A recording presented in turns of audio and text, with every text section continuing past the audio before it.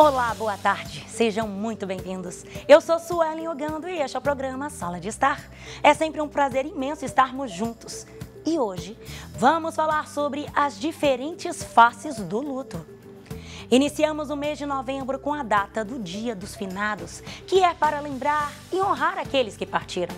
E é importante dar voz ao luto invisível, junto às perdas não reconhecidas. E para falar sobre isso, vamos contar com o professor psicólogo Helder Oliveira e com a psicóloga clínica Andréia Marília e ainda com Kênia Camargo, tanatóloga em luto de animais.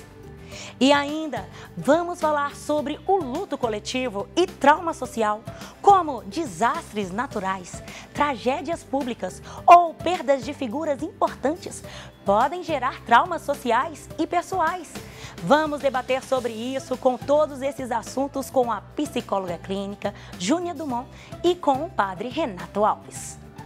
Tem muito assunto no programa de hoje e claro que não poderia faltar o nosso momento de espiritualidade com o padre Samuel Fidelis e o nosso Café com o Senhor com Grazi Zamboni. Então, já se ajeita aí no sofá, fica bem confortável para passar essa tarde com a gente, porque você é o nosso convidado aqui na TV Horizonte e o Sala de Estar já começou.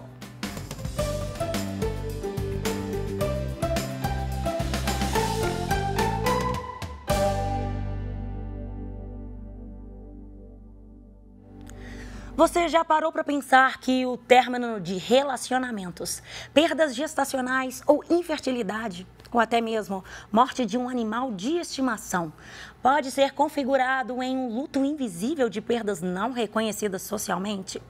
Para falar sobre isso, estamos com o professor de psicologia, Helder Vicente, e também com a psicóloga clínica Andréia Marília e com a Kênia Camargo, que é tanatóloga especialista em luto de pet.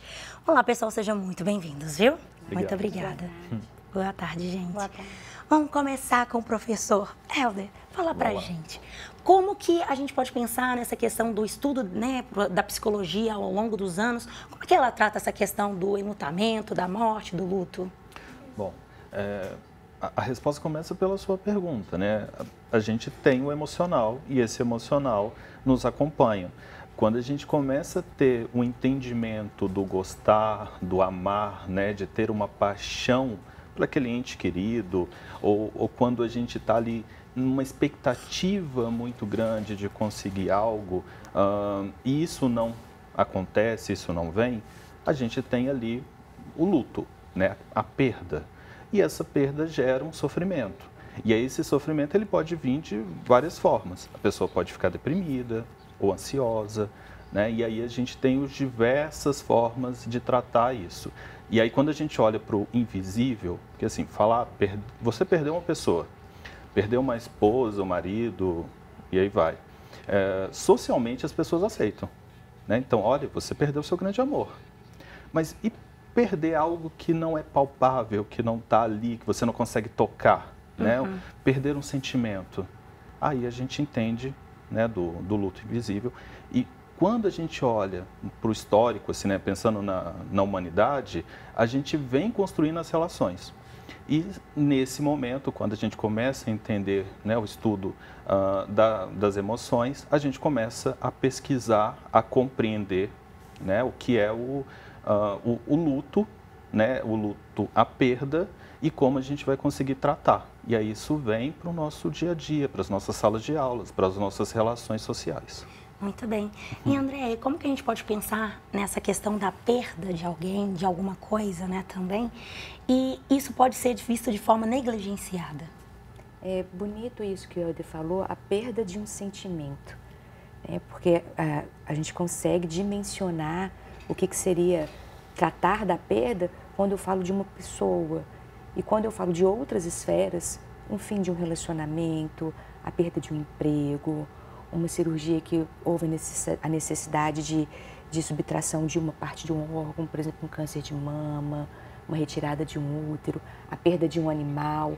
O que a gente percebe é que há uma dificuldade para que as pessoas possam dimensionar o impacto que essa dor vai impor na vida daquela pessoa que está passando por essa situação que não é fácil, que traz muitos sentimentos negativos, porque a gente vai estar falando aqui da perda do sentimento, da perda da expectativa de um futuro, muitas vezes do vínculo seguro que ela tinha ali.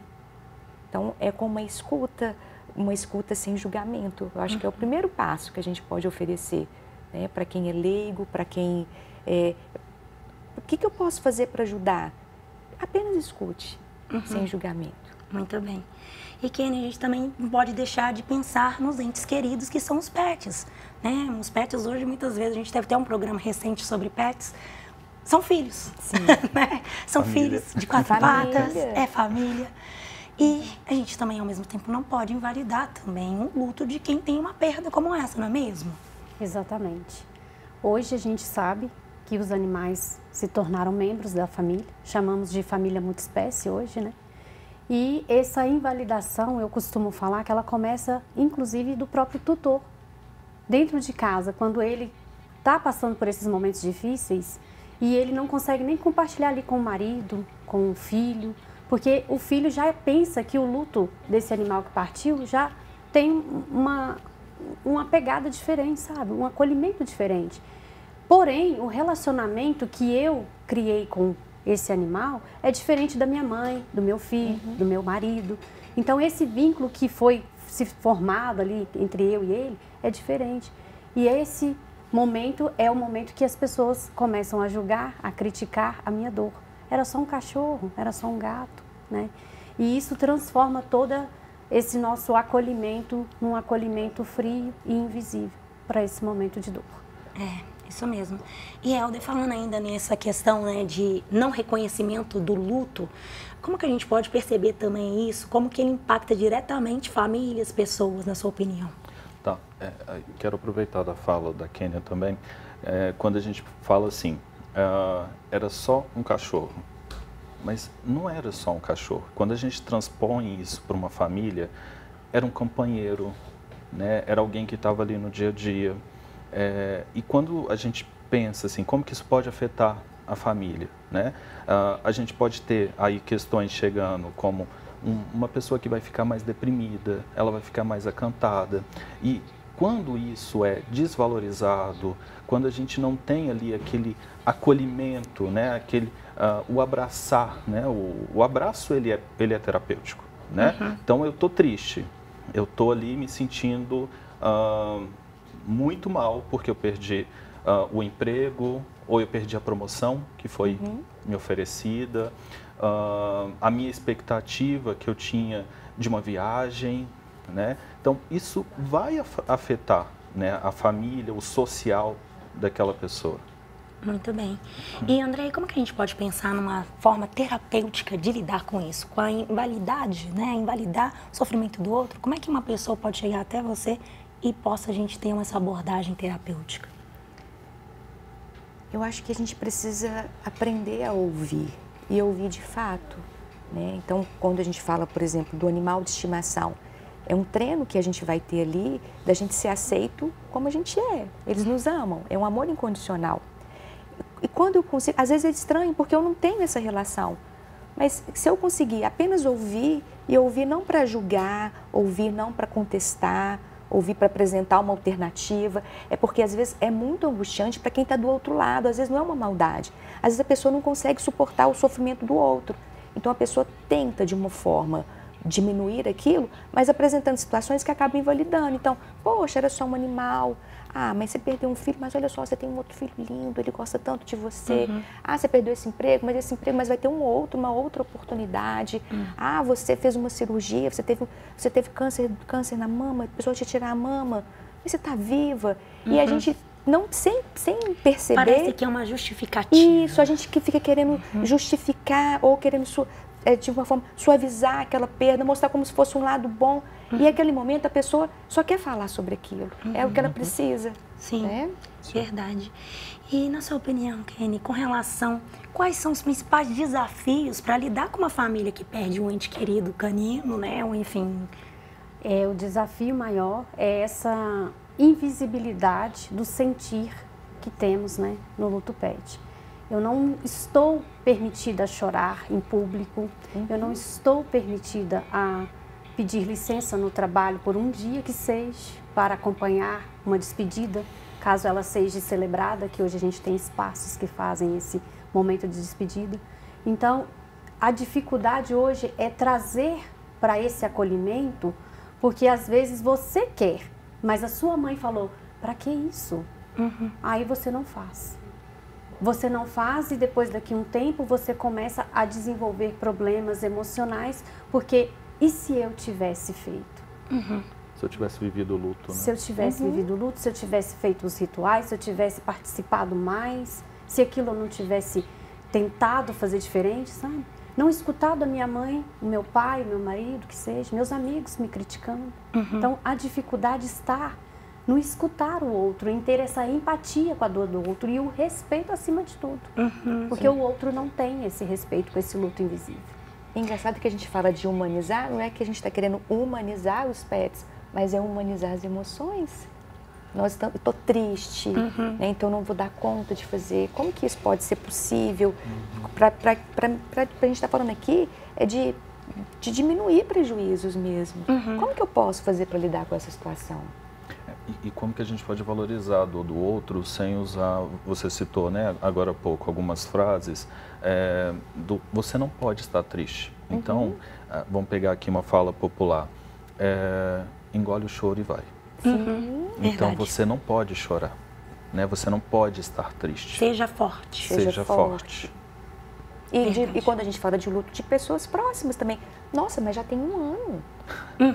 Gente, mas Como até se- hoje, 2 anos. Como se fosse permitido Como ter se o um tempo luto- determinado para Exatamente. cessar a dor, o Isso, choro, o as que eu, emoções. o que eu né? acho que é importante que Não tem tempo. quem está nos acompanhando perceba é que não existe um tempo delimitado para o luto. O que a gente vai avaliar como algo que merece um olhar mais atento, talvez do psicólogo, às vezes até de um psiquiatra, é o prejuízo que aquilo vai estar me acarretando. Mas o tempo, eu não consigo precisar. E eu vou estar em luto, porque sempre que eu lembro daquela pessoa, eu vou ter lembranças sobre aquele fato, sobre aquela situação.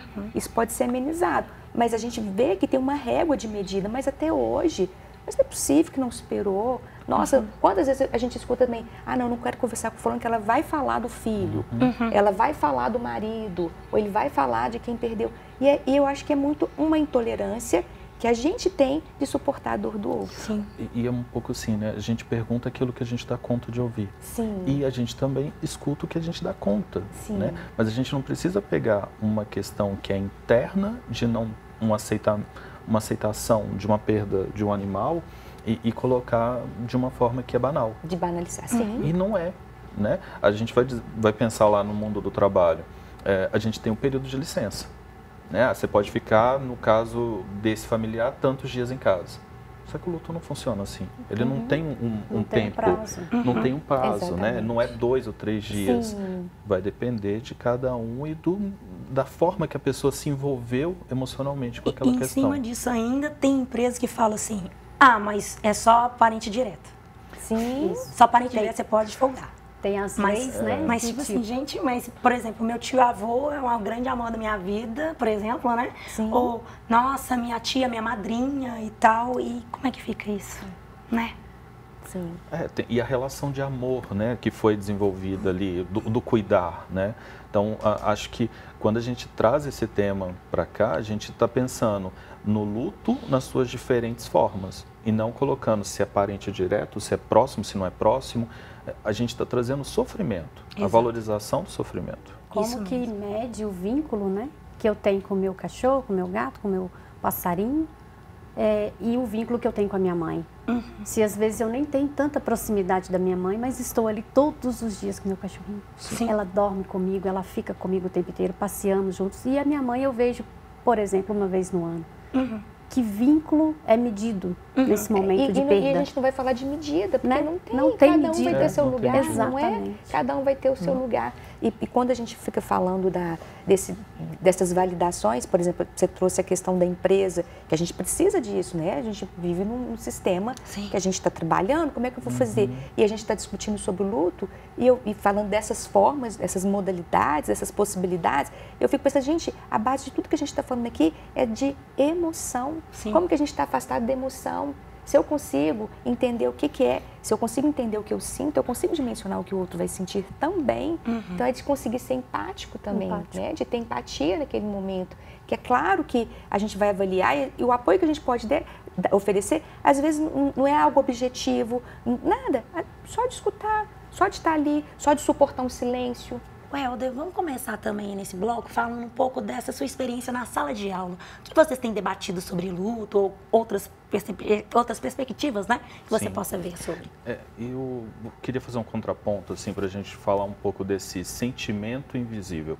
E quando a gente olha, né, para essas questões que são invisibilizadas, ontem, né, eu estava numa discussão com meus estudantes sobre o racismo estrutural. E aí vamos pensar numa pessoa que sofre um racismo estrutural, né? Uma pessoa preta que está ali, entra numa loja e é discriminada, ou ela não consegue um emprego pela cor da pele. E a gente ainda tem, né, isso, infelizmente, no país.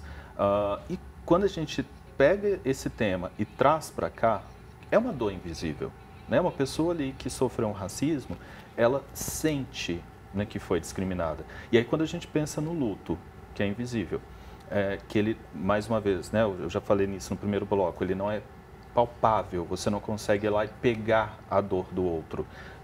A gente, assim, eu trouxe esse tema para a gente fazer um contraponto, né? Então, nós temos uma outra forma social de invisibilizar a dor do outro. Sim, verdade. Tá? E, André, como que a gente pode pensar de quais são os recursos que nós possamos lidar com essas pessoas, né, que estão sofrendo, que estão passando por isso? Apoio de família é importante. Sim. Como que a gente pode pensar nisso? A gente está numa semana que talvez esse assunto vai ficar mais presente, né? Sim. E as lembranças também. Então, uma sugestão de intervenção até especificamente nesse dia dos finados é que, ao invés de ser um ritual triste, que a família consiga adotar um ritual de lembranças boas, né? Então, qual era a música que eu ouvia? O que ela gostava de ler? O que eu posso escrever para ela? A comida favorita. Então, ao invés de ser um dia que vai ser um dia pesado, um dia de lembranças, porque a gente sabe que o nosso pensamento, que a nossa mente, ela produz, quando a gente fala assim, do poder do pensamento, não é sobre o poder pensamento positivo, é como que a nossa mente ela vai estruturar no nosso corpo como se tivesse aquilo acontecendo. Então, estabelecer ali que um dia seja um dia agradável, que seja um dia da pessoa, mas de celebrar aquilo que foi bom, as boas lembranças que a gente teve, as lembranças que a gente gostaria de ter construído, de que a gente gostaria de compartilhar, porque às vezes já passou algum longo tempo e quantas coisas já aconteceram. Hoje mesmo o setor funerário, ele mudou muito após pandemia, né? A gente, como membro da sociedade, quem está mais voltado para esse tipo de trabalho, mudou demais. Hoje os cemitérios, eles não são cemitérios comuns mais de você estar ali chorando. Sim. Eles são espaços de celebrar realmente momentos que foram vividos e vida. E ajuda também na questão dos rituais de passagem, que são importantes também, não é isso? Exatamente. Os rituais de passagens, eles trazem para a gente, para o psicológico da gente, aquela força e o equilíbrio para passar por aquele momento, ressignificando a vida após essa perda, né? No Luto Pet, hoje eu estou trabalhando em um cerimonial lindo de luto, que a gente traz essa celebração da vida em si para a despedida. Não é um momento só de chorar, de ter dor e tristeza, é um momento de relembrar momentos significantes que tivemos ali juntos com os nossos filhos pets, né? E isso traz todo o conforto para a gente num pós, né? No amanhã, no voltar para casa e olhar para a vasilhinha de água, de comida e falar assim, e agora? Né? Porque a gente precisa mudar essa dor que vai vir, né? E como que a gente vai transformando isso aos poucos. E a partir desses rituais de celebração da vida em si, né? Dando valor àquele momento que eu estou vivendo agora, porque falar de morte é falar de vida, quando a gente aprende, né? E você falando isso está me lembrando de uma médica querida que chama Ana Cláudia, que tem um livro lindo que chama A Morte é um Dia que Vale a Pena Viver, e que ela vai falar exatamente isso. A gente precisa viver o agora. A gente está falando de luto, de quando já passou, e quando eu vivo o luto ainda em vida, Eu tenho um ente querido que eu sei que está em tratamento e que ele não vai, a expectativa de vida dele É mais uma dor invisível. é uma dor que eu estou sentindo e que eu preciso. E como que eu vou fazer? E aí, os mecanismos que a pessoa vai ter, vai dizer a respeito da vida dela, de como ela conduziu. Mas eu preciso estar vivendo aquele momento ali. Ela ainda está ali. Aquela pessoa ainda está ali. Ah, a Andréia, ela teve morte cerebral. Como é que vai ser feito? Eu vou me despedir, ela ainda está ali. E como conseguir o toque, transformar. sabe? A possibilidade do outro falar. E é isso, sabe? Essa última chance, né? Como conseguir transformar esse momento de má notícia, viver aquele processo de luto Como uma dentro oportunidade. da vida, Sim. para depois ficar legal. Eu estou passando por um processo de luto com a minha cachorrinha. Olha. Tive diagnóstico de câncer desde o ano passado, já foram 3 cirurgias e a gente está vivendo. Todo dia nós estamos vivendo e muito, porque eu sei que o momento dela vai chegar e eu quero estar ali para celebrar tudo isso que foi esse processo. E você, Helder, o que você acha disso? E vocês foram por um caminho que eu acho muito importante, o hospital. Né? O hospital é o lugar de notícias boas e notícias nem tão boas. Né? Quando a gente pensa, e aí eu estou me ancorando muito na psicologia hospitalar, o psicólogo ele tem ali que trabalhar essa notícia em vários momentos com a família. Né? Trabalhar esse luto, acolher, né? Acolher a dor, acolher as pessoas, acolher o processo.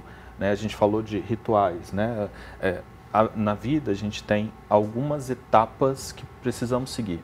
Né? A primeira infância, a segunda infância, e são compostas de rituais. E a dor acompanha. Né? Assim, o não para a criança na primeira fase, depois mais na frente, na hora que o adolescente está aprendendo os limites. Né? O saber se comportar no ambiente de trabalho, no ambiente, numa sala de aula. Então, são rituais que a gente aprende. Né? Mas é comum a gente não trabalhar aquele sentimento de não valorização da dor do outro. Né? A gente não vê isso numa sala sendo conversado em casa. Né? Então, meu filho, vamos respeitar a dor do outro? Há famílias, sim, que vão trazer isso para um diálogo, mas a gente precisa dialogar mais sobre. Então, a gente está em novembro, que é um mês tão emblemático, né? Assim, temos finados, temos a questão racial e várias outras questões. Sim. Mas a gente precisa trabalhar essa dor, né? Essa dor que a pessoa está tendo do pet, do emprego, do término do namoro, né? E o outro namoro não vai vir para substituir o atual. O seu próximo pet não vai substituir o que morreu agora, né? Assim, são etapas, são momentos que a gente está vivendo, mas precisamos valorizar, né? Então, assim, hoje eu acordei deprimido porque eu estou lembrando da minha avó que faleceu, tá? Da minha tia-avó que faleceu. Lembrei que ela gostava de comer tal comida, de nos dias dos finados visitar o túmulo. Era importante para ela e passou a ser importante para mim.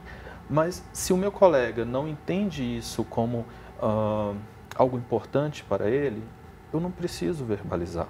Né? Vamos citar lá o bullying. A primeira infância, as crianças começam por aí, fazendo essas brincadeiras de mau gosto. E depois lá no trabalho vai ser o assédio moral.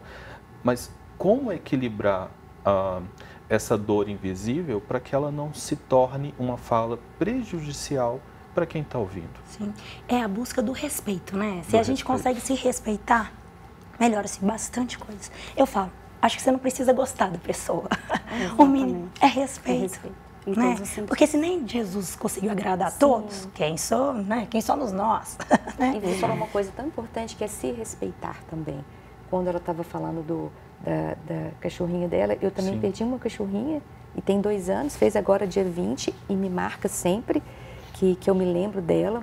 E chamava Vitinha, era o amor da minha vida. O nome já diz muito sobre, né? Sim, e uma coisa que me chamou a atenção era como que os animais vão lidar, como eles são irracionais, como que o impacto para eles, provavelmente ela chega e vai para a casinha dela, e você chega e se ela estiver bem, ela vai abanar o rabinho. E como nosso lugar de ser pensante como que a gente pode adoecer por isso também. Então, como que é importante a gente cuidar para onde que os nossos pensamentos vão nos levar. Sim. Sabe? Ele começou narrando aqui, poxa, eu acordei meio deprimido. Se eu permitir, eu não tenho como frear um pensamento, de não pensar. Se eu falar, não pense nisso, eu vou pensar. Mas eu consigo conduzir a minha mente para lugares mais agradáveis, para que eu tenha sensações mais agradáveis também. E aí entra um ponto, assim, que eu acho que para a gente amarrar isso, é quando a gente começa a ter os prejuízos. Né? A gente falou da importância de respeitar o luto invisível, mas quando isso começa a me trazer prejuízo? Né? Sim, quando que essa dor está ultrapassando o meu dia a dia, está atrapalhando a minha rotina, né? Eu não estou ali conseguindo trabalhar, não estou conseguindo comer, alimentar. Então, pentear o cabelo. Isso, tive uma autocuidado. tutora que ela não conseguia por uma semana tomar banho e se cuidar, higiene pessoal. Sim, e eu acho que esse ponto, assim, tá ficando num lugar que eu não estou conseguindo mais controlar. Então, procurar ajuda. Sim. Né? Seja do terapeuta, seja do psiquiatra, né? Ou do aconselhamento de um amigo, um familiar, alguém que consiga dar esse direcionamento. Porque estamos falando do respeitar. Né? Respeitar a sua dor, respeitar o... Mas também quando a gente respeitou, mas agora percebemos que está ultrapassando um pouco. E né? a gente começa a identificar que existem prejuízos. Ali, significativos. Isso, muito bem. Né? E também a gente pode pensar também na questão das memórias, né? A importância das memórias dentro de vários fatores que a gente está falando aqui. O que vocês pensam sobre esse assunto? No Luto PET, nós trabalhamos as questões de memórias muito pontuais agora. Há 15 anos atrás não existia nada para a gente trabalhar como ferramenta nessa questão.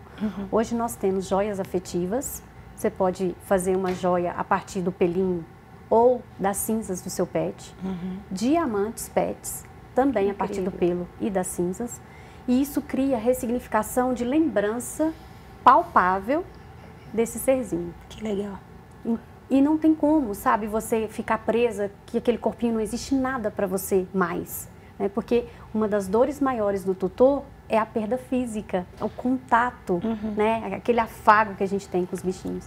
Então, criar ferramentas e itens de lembranças afetivas e memórias traz essa ressignificação para os tutores de pet. E hoje no mercado nós estamos com uma gama de produtos e serviços a serem oferecidos. Muito bem, parabéns pelo trabalho, legal. Isso me chamou muita atenção, porque assim, a gente está falando da dor do pet, que a gente ali consegue ter algo que a gente vai conseguir tocar, né? Me chamou a atenção diamante e tal. Mas se essa dor é de uma mãe que perdeu o feto, né? Assim, a memória vai estar ali. E se o desejo dela de voltar a ser mãe, como que vai ser a próxima gravidez? Se ela desejar ter uma próxima gravidez, né? Então, é uma memória que está ali, é um desejo de ser mãe, mas como que foi a perda desse feto? As né? memórias, elas ocupam espaço, né, no nosso coração, mas as memórias não podem nos machucar. Então eu posso lembrar desse fato triste, eu posso me lembrar desse momento, eu posso até me emocionar, mas não posso ser prisioneira dessa dor. Sim. Eu tenho que conseguir transitar por isso. E é claro que não é sozinha, é claro que eu posso precisar de ajuda e que eu mereço esse apoio. Mas esse lugar, ele não pode significar na minha vida um lugar de adoecimento e de dor. Sim. Aí a gente tem essas duas questões. A memória que não pode te parar. E a memória que, quando ela me fala do diamante, ela é uma memória que vai me confortar. Exato. Então, olha como é diferente, né, os dois universos. É muito interessante. Por isso que eu trouxe essa questão da memória, porque dá pra gente explorar muitas coisas. Desastres naturais e tragédias públicas, ou até mesmo perdas de figuras importantes, podem gerar traumas sociais? Estas perguntas serão respondidas pelo padre Renato Alves, professor de teologia da PUC Minas e doutor em teologia, e pela psicóloga clínica Júnia Drummond. Pessoal, sejam muito bem-vindos, viu? Muito obrigada. Obrigado. Vamos começar com o senhor padre? Vamos lá. Padre Renato, qual que é a sua opinião com relação a não falar tanto de morte perante a sociedade, né? É alguma questão sociocultural? Primeiramente, Sueli, é importante dizer que há uma certa rejeição em tratar socioculturalmente o tema da morte. né? Quando esses temas muito profundos entram na pauta das conversas, das rodas, dos diálogos, há uma censura, né? Porque pais têm medo de perder filhos, filhos têm medo de perder pais. Então, porque falar da morte é falar do nosso fim, da nossa consumação, da conclusão da nossa existência. Né? Falar da morte é falar que a vida tem um prazo, que ela tem um limite, que ela tem um confim. E isso amedronta, isso aborrece muita gente. Então, para muita gente, a morte é um tabu, é um assunto inconveniente, é um assunto indecente. Né? Alguns autores dizem que até o tabu da pornografia substituiu o tabu da morte. Olha só. Né? Então, é um assunto um pouco indelicado. Então, nas rodas do dia a dia, na família, com os amigos, nos grupos sociais, há sempre muita dificuldade. Né? Porque tratar da morte é tratar da nossa dissolução, da conclusão, do apagar das luzes. Então, em geral, há muita dificuldade, há muita censura social e também familiar em tratar desse tema da morte. Sim. Verdade. Júnior, você tem uma bela carreira, parabéns, né? Você esteve aí acompanhando a gente, nossa tragédia de Brumadinho, né? Então a Júnior pode falar com propriedade. Conta pra gente rapidamente como foi essa experiência. Foi muito impactante, né? Assim, eu acho que ali tem camadas e camadas de lutos, muitas urgências, muita necessidade de amparo, de acolhimento. Então, foi uma grande equipe, né? Profissionais do Brasil inteiro que tiveram presentes para poder oferecer pelo menos algum, né, suporte mesmo para aquelas pessoas que estavam envolvidas naquela tragédia. Sim. E como que a gente pode pensar nessa questão desses grandes desastres e essas tragédias? Como que a gente pode pensar no luto perante isso, perante a sociedade? Essa questão do trauma social, como é que você acha? Bom, na verdade, assim, essas tragédias trazem para a gente essa certeza da nossa finitude, né? Justamente toda essa dificuldade que o padre estava mencionando, né? Já não há mais como negar. A morte existe, a tragédia está ali e a gente tem que se haver com essa questão, né? Então, o trauma acaba realmente trazendo para a gente muitas dificuldades de enfrentamento. O trauma costuma ser um evento que é muito maior do que a nossa capacidade de entendimento, de elaboração. Então, exige um cuidado especial, né, e um amparo muito cuidadoso mesmo, muito atento para a necessidade de cada pessoa envolvida naquele processo. Né? O luto coletivo acaba impactando individualmente e socialmente, né, as pessoas que estão próximas e até as que estão distantes. Né? As notícias correm, as pessoas se veem no lugar daquela pessoa que está vivendo uma tragédia. Então, isso acaba impactando muitas pessoas. Sim. E por falar em tragédias e questões também de notícias, como você comentou agora, Júnior, padre, por que a gente percebe que tem tanta essa questão da catástrofe, da tragédia nos meios midiáticos? É porque o sofrimento, a morte, a dor é um produto que vende. É um produto que dá audiência. Né? A morte é um produto que rende muitas cifras na audiência. Mas não é a morte de qualquer um. Não é a morte do alguém, do ninguém, é a morte de catástrofe, é a morte de uma pessoa famosa. Esse tipo de morte rende muita audiência e ele vai repercutindo muitos dias durante a semana. Nós vimos recentemente do Silvio Santos, que eu acho que foi das grandes perdas, né, recente. Embora que a mídia não explorou muito a morte do Silvio Santos, porque ele não permitiu. Foi um pedido, né, dele. Foi um pedido dele. Isso. Né? Mas assim, em geral, morte de pessoas famosas é um tipo de morte que causa muito interesse social. Né? As pessoas têm interesse em saber do luto, o que foi dito, divisão de herança. Então, esse tipo de morte é um tipo de morte que vende, que dá audiência, que tem interesse, que tem uma curiosidade. Né? As catástrofes também, em geral, são tipos de morte, né, que em geral tem muita repercussão social. Né? Então, mas é sempre uma morte que não me ajuda a interiorizar a minha morte pessoal. É sempre uma morte espetáculo, uma morte alheia. Não é um tipo de morte social que me ajuda também a pensar na minha morte.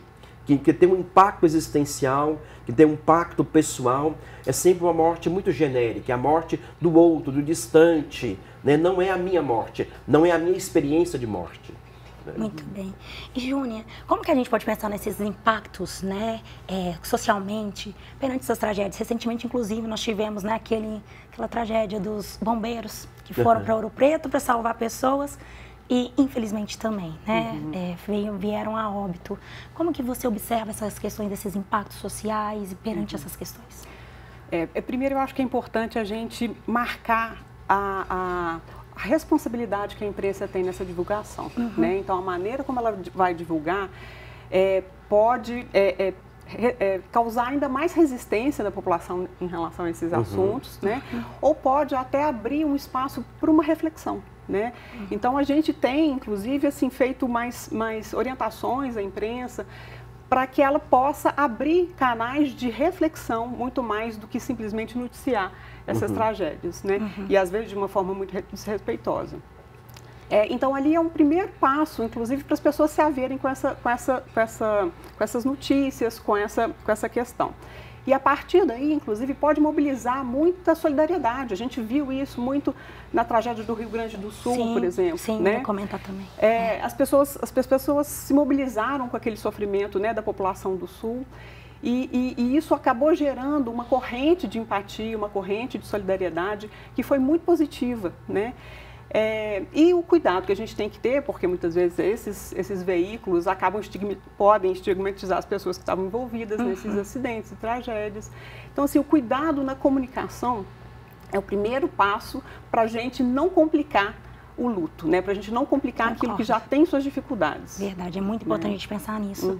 E nós tivemos também a questão da pandemia, Covid. Sim. Quantas pessoas faleceram? Sim. Quantas pessoas não puderam nem ter acesso ao velório, dar um abraço, não é mesmo, padre? É interessante que em relação à pandemia, né, muitas pessoas não conseguiram cumprir os rituais finais da vida, né? O luto foi atropelado, né? Muitas pessoas não puderam participar de velório, covas coletivas, não puderam ir aos hospitais. Então, tem muitas pessoas que estão com um luto incrustado, né? Um luto latente, que não foi exteriorizado, né? Porque os rituais finais da vida que acontecem com todas as pessoas não foram cumpridos na pandemia, né? Então, nós temos aí toda uma geração que está enlutada, né? E muita gente que não teve tempo de viver esse luto porque não cumpriu os rituais últimos da vida, né? Os rituais pelos quais todos nós passamos, né? Então, e isso é muito dolorido, né? Você não poder despedir de um familiar, você ser privado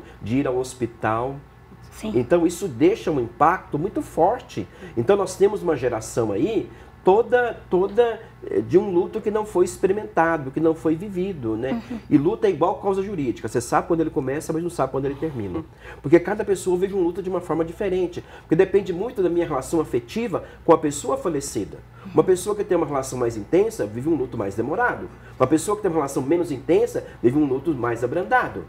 Então, o luto é esse processo de elaboração, né? De ruminação da morte do outro, né? O meu luto é o luto da morte do outro, né? Que tem um impacto em mim, né? A morte do outro, a morte daquele que eu tenho uma relação afetiva, uma relação amorosa com ele, essa morte me impacta. E eu tenho que elaborar a sua perda, né? Eu tenho que elaborar, né, a sua ausência, né? Então, na geração, a gente tem toda aí uma geração que não passou pela experiência, que não fez a experiência do luto, não fez a experiência dos rituais finais da vida. Sim. Né? E Júnior, como que a gente pode pensar numa abordagem psicóloga, né, na área da psicologia, de tratar a família, né, esse luto? Como que a gente pode pensar isso? Eu acho que o padre está trazendo algumas questões que são fundamentais, né? Primeiro, entender que cada família, cada paciente é único, cada luto é único, né? Então, é preciso muita atenção para a gente reconhecer e ajudar aquela pessoa a reconhecer qual é a maneira dela lidar com aquele luto, né? Qual é a relação que ela tinha com aquela pessoa falecida, como se deu a morte, né? Quais são as redes de apoio que essa pessoa tem nesse momento especial da vida.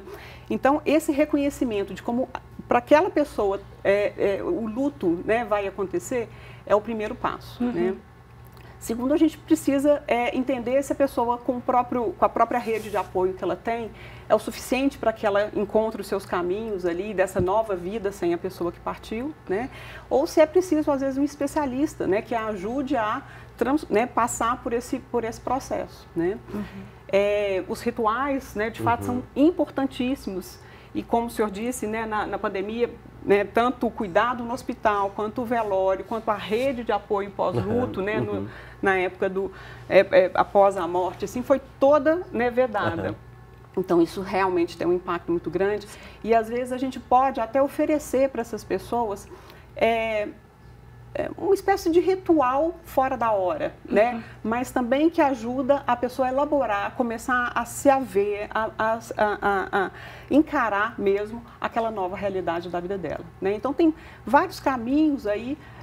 O que a gente precisa é ter essa sensibilidade para entender qual que é o melhor caminho, qual que é o caminho possível, o melhor possível para cada um. Muito bem. E, Padre Renato, o senhor escreveu esse belo livro, né, que é com relação à teologia da morte. A sua pesquisa foi iniciada a partir de quê? Esse livro ele tem 4 partes. Primeiramente, tem uma parte que eu abordo o tema da morte no campo sociocultural, né, essa rejeição, esse tratamento inconveniente da morte, essa negação social, a morte no campo dos meios de comunicação. Depois eu trato do aspecto mais filosófico, né, em que eu abordo o tema do ponto de vista antropológico, em que eu analiso vários filósofos, como Heidegger, né, como Jean-Paul Sartre, como Louis Lavelle, né, como Gabriel Marcel e outros. E aí depois eu entro na parte mais teológica propriamente dita, né, a morte no sentido religioso, a morte no sentido em comunhão com a igreja, como encontro com Deus. E depois eu trato de um aspecto mais prático, que a gente chama de mais pastoral, né? Como é que a gente pode abordar pessoas que têm uma experiência de luto, né? Como é que a gente trata o luto? Como é que eu trato da morte, né, numa missa de 7º dia, num velório? Como é que eu posso fazer uma catequese sobre a morte, de modo que não seja uma catequese impactante, né? Porque a gente tem que ter uma certa pedagogia em tratar do tema da morte, né? Porque se a morte é uma certeza e com ela não tem como negociar, então vamos aproveitar o dia. A certeza da morte me faz aproveitar mais o dia, né? Então eu tenho que abordar o tema da morte de modo que não seja uma coisa dramática, mas que eu busque viver os meus afetos, os meus relacionamentos, porque não tem como negar a morte. Se ela é uma certeza, então vamos aproveitar o dia. Então, abordando a morte de uma forma catequética, de uma forma popular, né? Então o livro ele é composto dessas 4 partes, né? E esse livro é fruto da minha tese de doutorado, né, que eu defendi na Universidade Gregoriana em Roma, né? Aí eu na pandemia eu reescrevi, né? Eu reescrevi o livro e aí eu publiquei pela editora Loyola, que saiu ano passado. Inclusive participou do Prêmio Jabuti, né? Parabéns. Ele ficou entre os 10, né, no Prêmio Jabuti no campo da teologia, né? Ele ficou entre os 10 finalistas. Muito bem. Parabéns pelo trabalho, viu? E, Júnia, só pra gente já fechar, né, esse bloco, Júnia, qual seria uma dica que você daria para as pessoas que estão passando por esse enlutamento?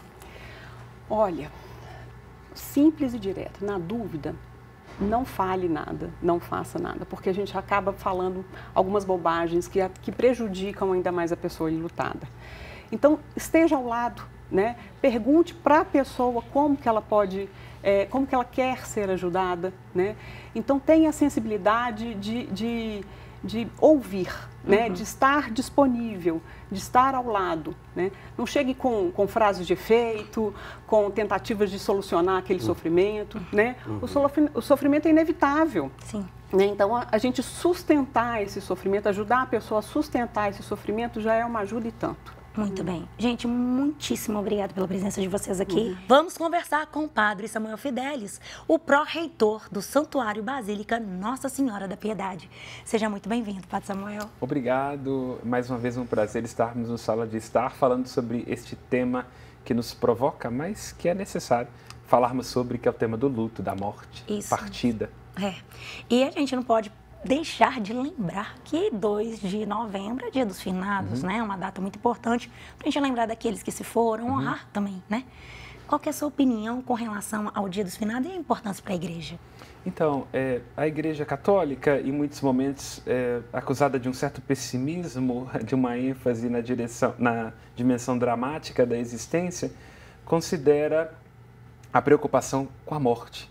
Há, inclusive, santos que escreveram tratados sobre a morte, como foi o caso de Santo Afonso Maria de Ligório, porque para a Igreja essa consciência da nossa finitude, do nosso limite, de que a vida é um breve instante entre 2 eternidades, é uma condição de possibilidade para que a gente perceba sobre como nós estamos nos comportando, sobre como vivemos e a nossa existência em face a esse eterno, para o qual nós iremos. Portanto, não é uma dimensão pessimista, nem um culto à morte, mas uma consideração de que a morte é uma condição inevitável da nossa existência e que ela deve ser encarada com maturidade, com uma consciência de que agora não pode deixar para depois e que ela é uma porta de acesso para a vida eterna. Sim, e a gente tem aquela terminologia da escatologia, né? Explica pra gente um pouco sobre. Então, para nós cristãos, tem o que a gente chama de tensão escatológica, né? Eschaton, do grego, o que diz respeito ao fim, não é? Ao término. Por isso, essa dimensão escatológica significa refletir teologicamente a respeito da nossa finitude e daquilo que nos espera depois do fim desse transcurso da nossa vida terrena, e que tem um espaço muito importante na teologia cristã, porque na perspectiva cristã nós temos uma tensão escatológica. O que isso significa? Que o Cristo já morreu, atravessou a morte como todo ser humano e ressuscitou. E ele abre, a partir da sua ressurreição, um novo rumo e um destino para a existência humana. Portanto, tudo aquilo que nós vivemos está nesta tensão escatológica. O Cristo já desfruta desta vida eterna, nós já de algum modo, porque estamos unidos a Ele no batismo, mas ainda não, porque ainda temos uma condição corpórea, finita, e todos nós morreremos. Então, essa escatologia, quer dizer, essa consciência do fim e essa tensão, porque a vida está sempre, né, nesse limite, instante vivido, instante morrido, já e ainda não, o que nós somos agora e depois o que nós seremos na eternidade. Muito bem. E também não tem como pensar de morte e não pensar no velório, né? Claro, claro. Para muitos seria uma despedida de um ente querido e para outras pessoas também pode ser vista também como, por exemplo, prolongamento do sofrimento, né? E a sua opinião qual que é? Então, o luto é importante como atravessamento pessoal, entendendo que se é inevitável, não pode nos lançar no desespero. Aí que é a questão, a morte como um fato sem explicação. João Grilo, que une tudo que é vivo num só rebanho de condenados.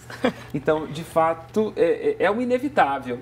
Nós até costumamos dizer dessa certeza, né, que caracteriza a nossa existência humana.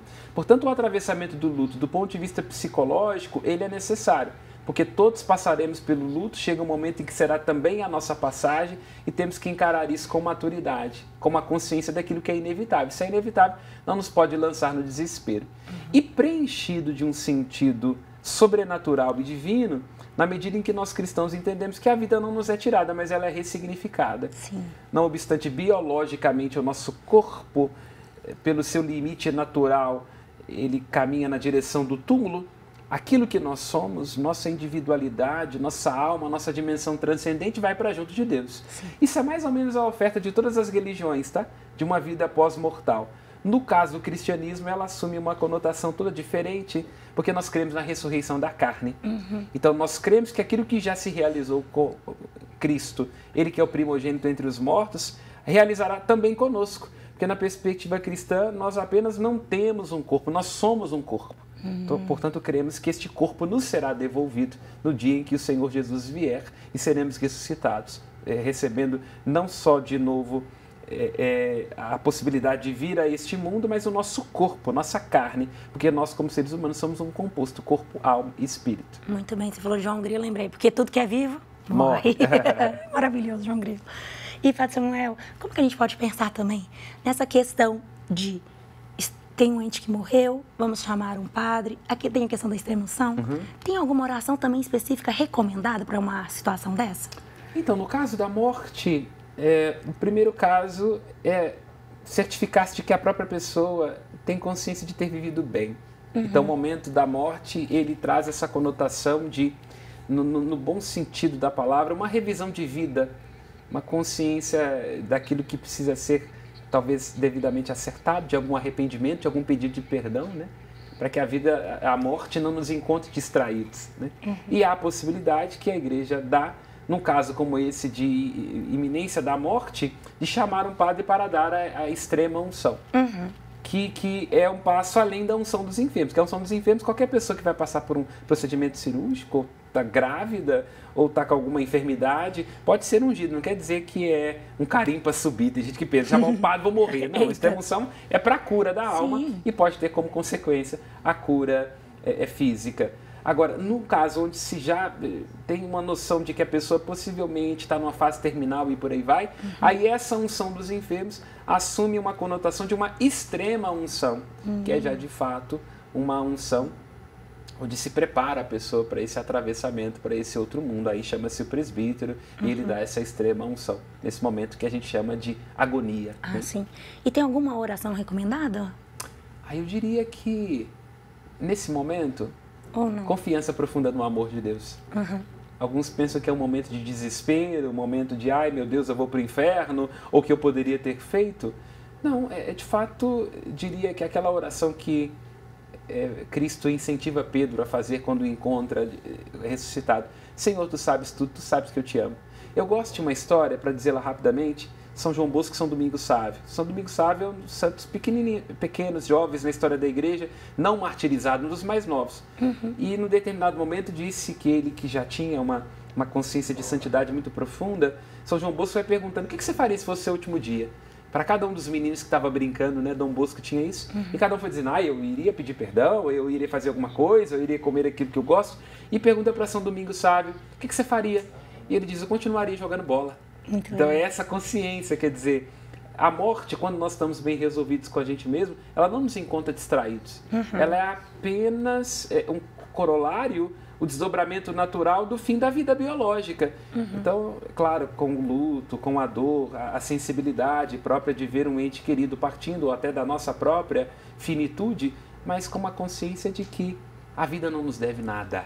E nós também não vamos sair daqui devendo nada à vida. Então, se for o nosso momento, nós vamos. E para dar uma pitada de bom humor, como lembravam os clássicos da filosofia antiga, não temos que ter medo da morte. Porque onde nós estamos, ela não está, a gente nunca vai se encontrar.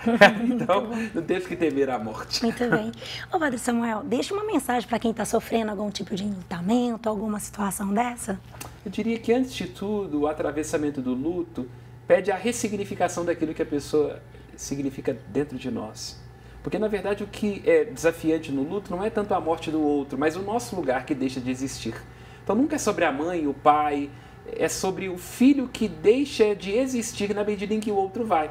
Então, todo o processo de luto, ele é tanto mais desafiante, terrificante, quando eu não consigo elaborar a imagem e aquilo que permanece do outro dentro de mim, e eu não consigo reelaborar o que se perde desse lugar. Porque a morte, por exemplo, de um pai, de uma mãe, de um avô, de uma avó que sempre esteve conosco, ela nos envelhece profundamente. Então o desafio não é tanto para o outro que foi, mas é pensar, eu nunca serei filho do mesmo modo, porque minha mãe agora não está aqui.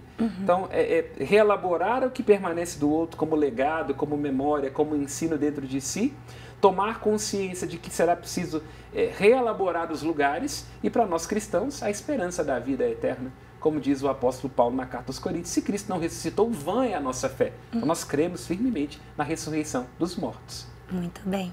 E, Padre Samuel, chegou agora aquele momento, né, que damos voz ao pessoal de casa para esclarecer suas dúvidas e curiosidades com o senhor, né? Então agora é a hora do nosso quadro Padre Nosso.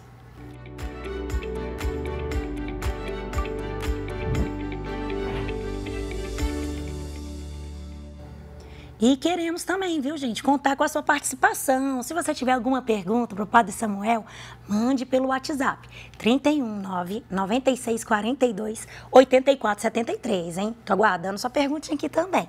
Vamos então agora para a nossa primeira pergunta. É a Rosa Medeiros. Padre Samuel, os espíritas acreditam na reencarnação após a morte. Qual a sua opinião? Bom, em primeiro, um profundo respeito com aqueles que professam a doutrina espírita, Rosa, que é uma das leituras possíveis a respeito da nossa finitude, do propósito da nossa existência. Agora, com toda a abertura e o respeito aos espíritas, uma divergência àquilo em que eles creem. O espiritismo é caracterizado por uma visão mais negativa com relação à carne. Estamos neste corpo para nos purificar dele. Por isso a ênfase na caridade, nas contínuas evoluções, até que o espírito se liberte. Nós, enquanto cristãos, não cremos nisso. Para nós a salvação se dá na carne. Portanto, aquilo que nós somos é corpo, alma e espírito. A alma não é uma dimensão isolada que pode se ir encarnando em vários corpos, mas ela pertence a uma unidade daquilo que nós somos como sujeitos. Por isso, para nós católicos, nós não temos corpo, nós somos também um corpo e a vida não dá uma outra safra. Nós temos que nos resolver e nos encontrar e crescer e evoluir e aspirar ao céu enquanto nós estamos aqui. Não haverá uma outra oportunidade, senão essa que nos está sendo dada agora. Muito bem. Vamos agora para a nossa segunda pergunta. É o Jefferson Lima. Por que no México e em outras culturas se celebra a morte com festa? Isso pode ser considerado um desrespeito ou até mesmo um pecado para outras culturas? Uma excelente pergunta. E a gente consegue ver, Jefferson, como é que todo fenômeno cultural está circunscrito ao momento, a um povo, a uma visão de mundo. Nós diríamos assim, para nós aqui ocidentais, aqui embaixo, é um pouco mais estranho essa dimensão da morte.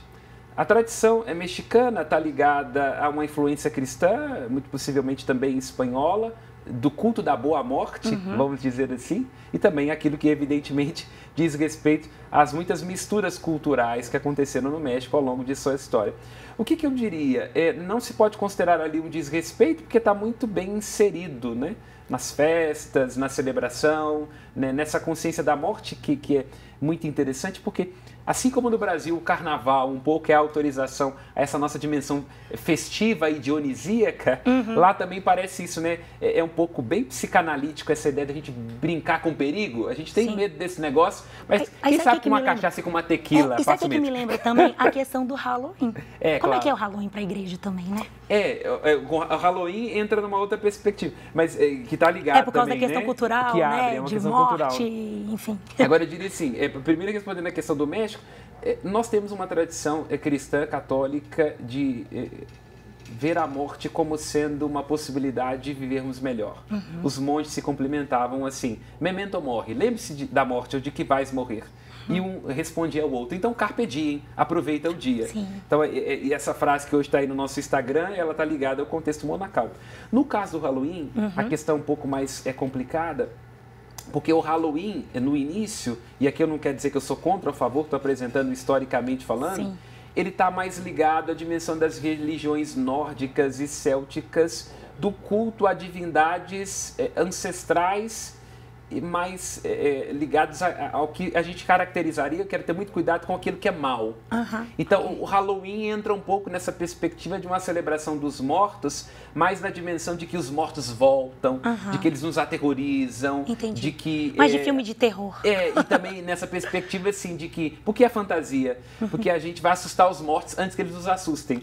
Então, aí há um pouco uma divergência mais bem traçada daquela que é a visão cristã da morte. Para nós cristãos, aqueles que morrem não voltam aqui para ficar fazendo travessuras conosco, nós não temos que temê-los, né? Então abre-se um pouco mais a divergência, mas tem que tomar cuidado para não ser muito xiita, não é? Então, meu Deus do céu, quer dizer então que não pode participar de festa de Halloween. Não, tanto que a igreja nunca se pronunciou oficialmente, mas a perspectiva do Halloween é a de um culto aos espíritos malignos ou de uma brincadeira ali com eles. Isso bifurca um pouco mais, diverge um pouco mais da visão cristã, dos espíritos dos mortos e do mal, vamos dizer assim. Muito bem. Obrigada por esclarecer, inclusive, minha dúvida sobre Halloween. É um prazer. Muito bem, vamos para a nossa última pergunta. A Yara Santos. Padre Samuel, na cultura indígena, ao morrer, as pessoas acreditam que possam voltar como espírito em animais ou em outras formas. O que o senhor acha disso? Bom, em primeiro, do mesmo lugar, muito respeito à mitologia. Aqui, mitologia, não estou falando no sentido negativo. Mitologia, entendendo como a gente pode até entender o mito de Adão e Eva como um simbólico para nós entendermos a vida. É muito precioso, é muito especial a maneira como os indígenas tratam isso. Como, por exemplo, a história do surgimento do açaí é muito bonita. É né? muito legal isso. Quer dizer, é uma mãe que perde um filho, aí onde ela é enterrada, ela e o filho florescem, daí surge o açaí. Quer dizer, é uma simbologia muito bonita. Que serve do ponto de vista da poesia, dessa ideia de que mesmo o sofrimento pode nos fazer fecundos, então isso está muito presente na cultura indígena, mas que também bifurca com relação à nossa perspectiva cristã da fé. Né? Porque para nós cristãos, como nós só temos um corpo, somos um corpo e somos pessoa, e aqui está a nossa dignidade intransferível, não faz sentido voltar em animais, né? Então, diferentemente dos indígenas, onde você tem mais ou menos ali a ideia de um mundo natural, onde está todo mundo no mesmo nível, nós entendemos que, enquanto cristãos, que a pessoalidade humana, nossa consciência, nossa liberdade, aquilo que nós temos como dimensão transcendente, nos coloca num patamar e num nível diferente do que está no universo criado. Não no sentido de uma superioridade tirânica, onde o homem olha para os animais e para as plantas e diz que, não, vocês são inferiores, tanto que a primeira ordem que Deus dá ao ser humano é guarda e cultiva, portanto é preciso guardar e cultivar a criação, mas entendendo que o homem tem algo de especial. Portanto, aqui vou ser jocoso, mas sem querer ser desrespeitoso, há uma diferença entre nós e a picanha, na perspectiva cristã, entende? Sim. Muito respeito ao boi, né? Mas entendendo que a dignidade de uma pessoa, ela não pode ser esgotada na dignidade de um outro animal, ou de uma planta e por aí vai, com todo respeito ecológico, mas a dignidade humana é intransferível, portanto não faz sentido pensar na perspectiva da fé cristã da gente voltar aí numa picanha ou num bacon. Ou até mesmo numa água de coco. Exato, essa seria a ideia. No coqueiro. Seria essa perspectiva porque as plantas cristã. também, acredito eu, que estão envolvidas, né? Claro, não desrespeitando nem a cosmologia, a visão indígena, nem também desrespeitando as plantas e os animais, sim. mas entendendo o lugar especial, porque para nós cristãos, o homem foi criado à imagem e semelhança de Deus. Verdade. Então, tudo que existe participa da vida divina, né? Mas da natureza divina, ao ponto de ser membro da família divina, imagem e semelhança de Deus, só o ser humano. Por isso nos destaca com relação a todo mundo criado. Perfeito. Padre Samuel, muito obrigada mais uma vez. Eu que agradeço mais uma vez, é sempre um prazer estarmos aqui batendo papo, esclarecendo. O tempo passa rápido. Voou hoje. Tempus fugit, como diziam, né? E a vida passa como um sopro. Verdade. Obrigada.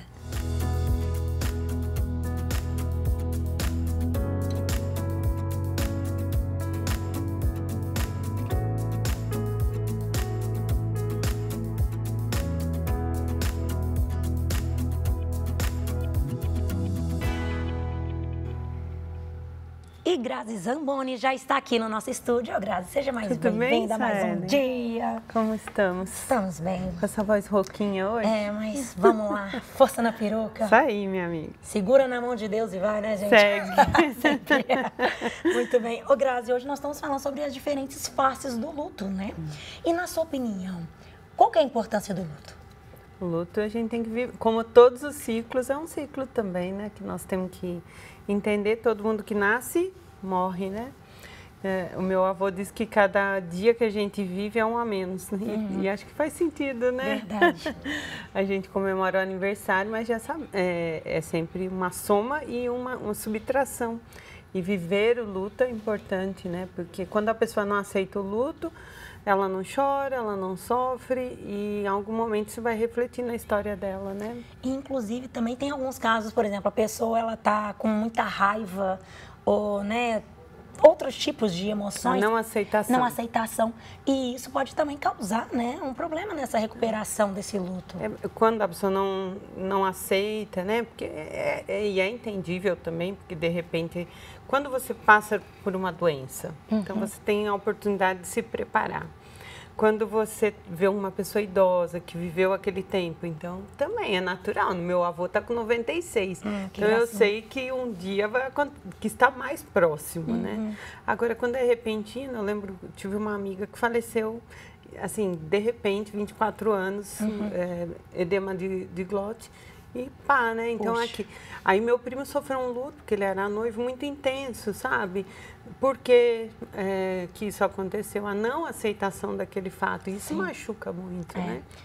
E não se fazia compreender. Porque com 24 anos você tem uma gripe, né? E morre. Sim, verdade. E por falar ainda em luto, eu tive uma grande perda também de uma amiga no passado. Gente, 24 de dezembro.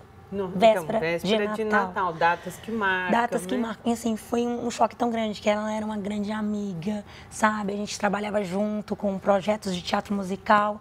E ela faleceu no acidente de carro, ela e o esposo dela. O Então foi acidente é muito outra acidente, questão. né? É muito impactante. E datas comemorativas e tragédias, digamos, né? Sim, tragédias. Nós tivemos no Sul, Sim. tivemos do Dos avião, bombeiros dos também. bombeiros O Voe Paz. recente. É um Exatamente. atrás do outro, né? Assim, quando é um acidente, você não está esperando, a própria palavra diz, né? Então, assim, até a família associar tudo aquilo que está acontecendo e entrar, né, nesse luto, porque você tinha uma expectativa de geralmente, né, o pessoal que está viajando, né? É algo legal fazer uma viagem, e de repente não acontece.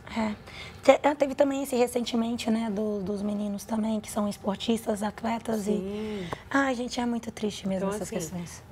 Questões acidentais, tragédias naturais, isso mexe não só com a família, mas com todo mundo, né? A gente até falou no programa sobre a questão dos traumas coletivos, né? O luto coletivo. Então, não tem jeito, tudo mexe, né? Sim. E é necessário o choro, né? O próprio Jesus chorou, né? Sim. Jesus, quando sabe que Lázaro morreu, ele chora. Então, se ele chora é porque ele sentiu. Sim. Depois ele vai agir, né? Depois ele ressuscita Lázaro, mas a princípio ele também passa aquele momento de dor para mostrar que nós temos que passar. O choro se faz necessário, né? Para curar. E tem pessoas que não conseguem chorar. Verdade. E aí é outra ferida, né? Então, assim, por quê, né? Então, nesse momento é importante a fala, a escuta, deixar sair, né? Muito bem, verdade.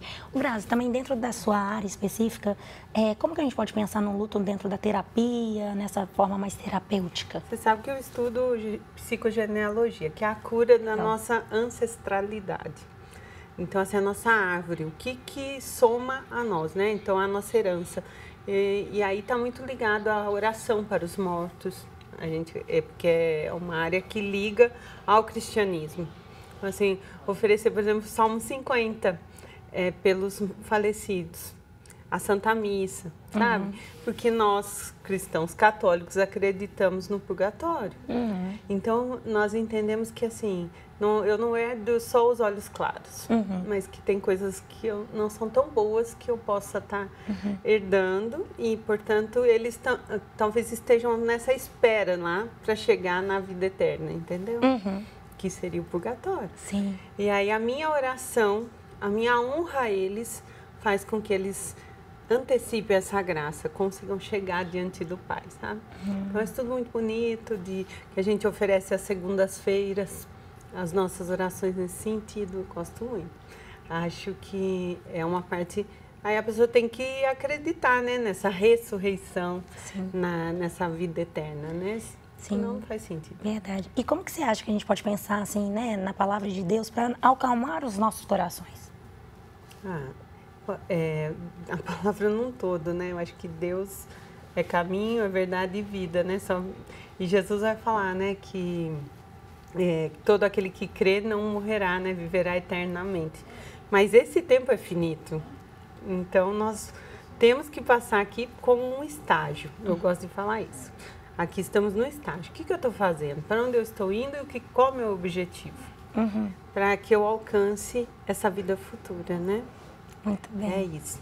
E se eu tivesse que deixar uma mensagem hoje? Eu já ia falar, dando continuidade, deixa essa mensagem pra gente. Hoje eu vou deixar uma mensagem que não é minha, de Santo Agostinho. Legal.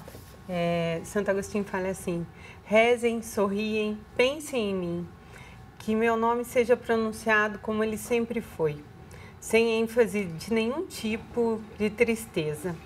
A vida significa tudo o que ela sempre significou. O laço não foi cortado.